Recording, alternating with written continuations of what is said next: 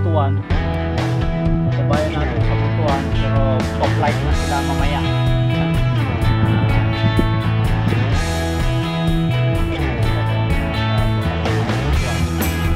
Madalas yung mga kababayan natin na nagbabakasyon dito sa kanilang mga pamilya dito sa Manila, pumupunta talaga dito.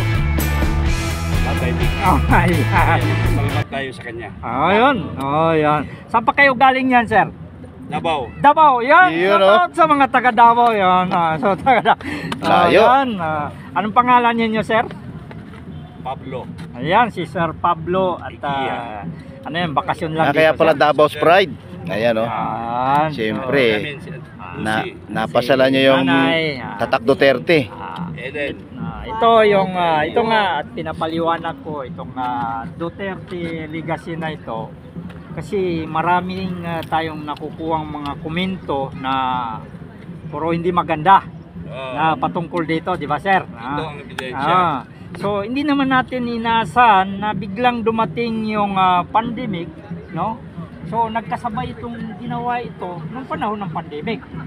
At ang komento dito dapat daw ibibigay sa taong bayan yung budget dito. Meron din nakalaan dito at hindi rin nakapabayaan yung taong bayan na hindi ginutom. Di ba, sir?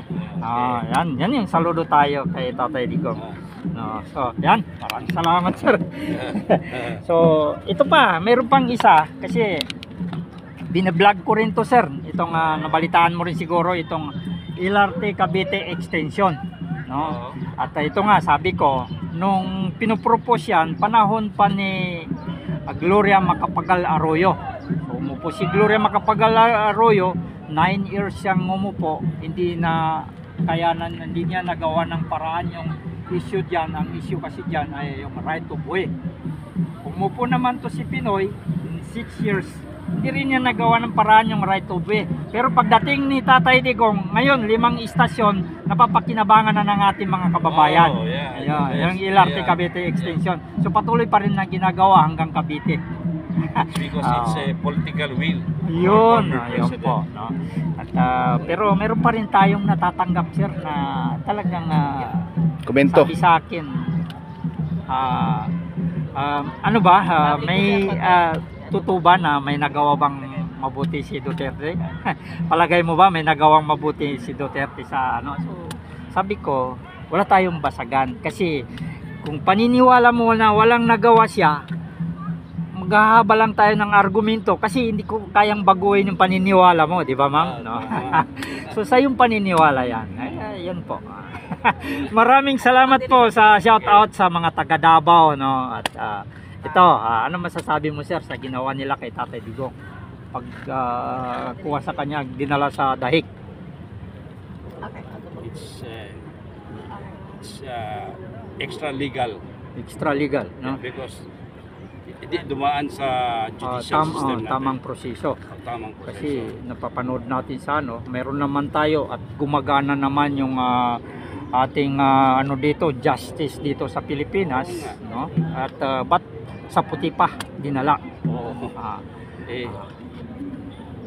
Natalbogan pa sa dating national hero natin. At mayroon pang ano dito, bagong issue ngayon, no?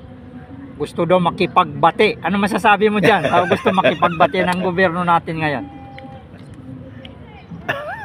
Damage had been done. Kasi ang masakit diyan, gusto nila makipagbati, pero nabalita natin, tuloy rin yung trial sa impeachment kay Inday. So, pakaabangan natin yan, sir, no? At it's a sign of hypocrisy. Ayan. Pakaabangan po natin kung anong kalalabasan yan. At sabihin na ni Senator Bongo, so, pwede natin pag-usapan yan, pero pabalikin muna nila si Tatay Digong. Okay naman yung ganun mga ano, di ba? Dapat i-report si Tatay Diggs kasi illegal entry. Illegal entry. Walang visa. Walang visa. Sabi nga niya na bago siya dadalhin eh. Babalik nyo rin ako kasi wala man akong visa eh. Maraming ano. So yan. Maraming salamat. So, kailan kayo babalik na naman ang Davao niyan, sir? Maya. Mamaya pa-flight rin kayo. Kahit umanin talaga. Ayun, Okay. kaya pala duman sa makita yung kagandahan ng ano ni Tatay Digong. Kasi maraming nagtatanong, Oo. nagsasabi na, ano mang ginawang taong yan? Naging Pangulo ng Pilipinas. Ganon yung ano eh. Pero, yun yung... Pero ito improve. Yeah. Kung marami tayong pero hirap magsalita. Ano lang da ang guwan? Hirap Marunong magsalita. ba yung mag-Bisaya? Brother? Makakaintindi ako kasi taga Mindanao rin ako, sir. Tabato ako. Yung Ano po kami ng ano Sulit Duterte. tayong, yung pinakauna lang na kuan, Opo. yung Opo.